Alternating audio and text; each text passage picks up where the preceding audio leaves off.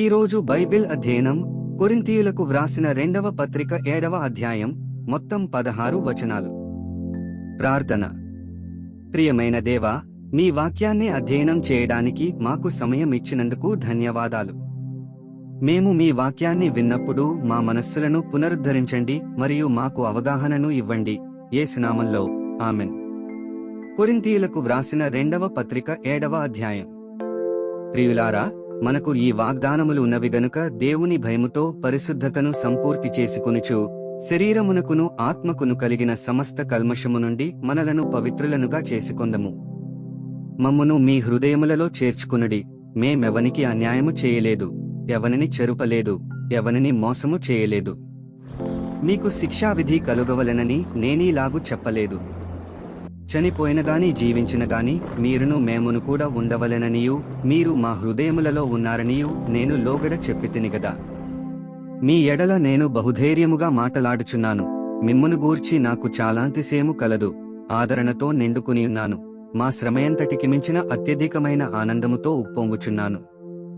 మేము మాసిదోనియకు వచ్చినప్పుడును మా శరీరము ఏమాత్రమును విశ్రాంతి పొందలేదు. ఎటుబోయినను మాకు శ్రమయే కలిగెను. వెలుపట పోరాటములు, లోపట భయములు ఉండెను. అయినను దీనులను ఆదరించు దేవుడు తీతు రాక వలన మమ్మును ఆదరించెను. తీతు రాక వలన మాత్రమే కాకుండా అతడు మీ అత్యభిలాషను, మీ అంగలార్పును నా విషయమై మీకు కలిగిన అత్యాసక్తిని మాకు తెలుపుచు తాను మీ విషయమై పొందిన ఆదరణ వలన కూడా మమ్మును ఆదరించెను గనుక నేను మరి ఎక్కువగా సంతోషించితిని. నేను వ్రాసిన పత్రిక వలన మిమ్మును దుఃఖపెట్టినందున విచారపడను. నాకు విచారము కలిగినను ఆ పత్రిక మిమ్మును స్వల్పకాలము మట్టుకే దుఃఖపెట్టెనని తెలిసికుని ఉన్నాను. మీరు దుఃఖపడితిరని సంతోషించుటలేదుగాని మీరు దుఃఖపడి మారుమనస్సు పొందితిరని ఇప్పుడు సంతోషించుచున్నాను. ఏలైనగా ఏ విషయములోనైనను మా వలన మీరు నష్టము పొందకుండుటకై దైవచిత్తానుసారముగా దుఃఖపడితిరి. దైవచిత్తానుసారమైన దుఃఖము రక్షణార్థమైన మారుమనస్సును కలుగజేయును. ఈ మారుమనస్సు దుఃఖమును పుట్టించదు. అయితే లోక సంబంధమైన దుఃఖము మరణమును కలుగజేయును.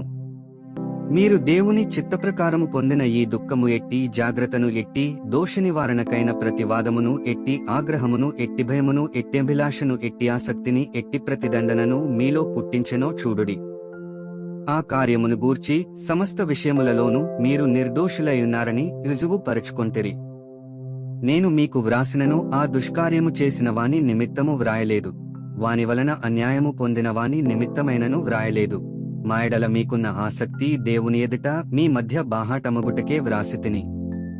ఇందుచేత మేము ఆదరింపబడితివి.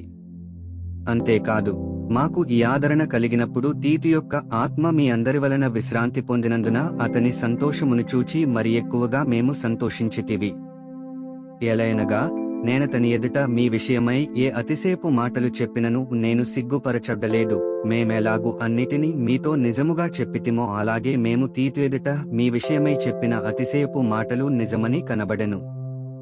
మరియు మీరు భయముతోనూ వణకుతోనూ తన్ను చేర్చుకొంటిరని అతడు మీ అందరి విధేయతను జ్ఞాపకము చేసుకొనుచుండగా అతని అంతఃకరణము మరి ఎక్కువగా మీ ఎడల ఉన్నది. ప్రతి విషయములోనూ మీ వలన నాకు ధైర్యము కలుగుచున్నది గనుక సంతోషించుచున్నాను. 16 వచనాలు చదివియున్నాము. ముగింపు ప్రార్థన. సర్వశక్తిమంతుడైన దేవా, నీవే మార్గము, సత్యము మరియు జీవము. చదివిన వాక్యాన్ని మీ కృప ద్వారా మా హృదయాలలో ఉంచుకొని మా జీవితంలో అన్వయించుకోవడానికి మాకు సహాయం చేయండి. ఆమెన్.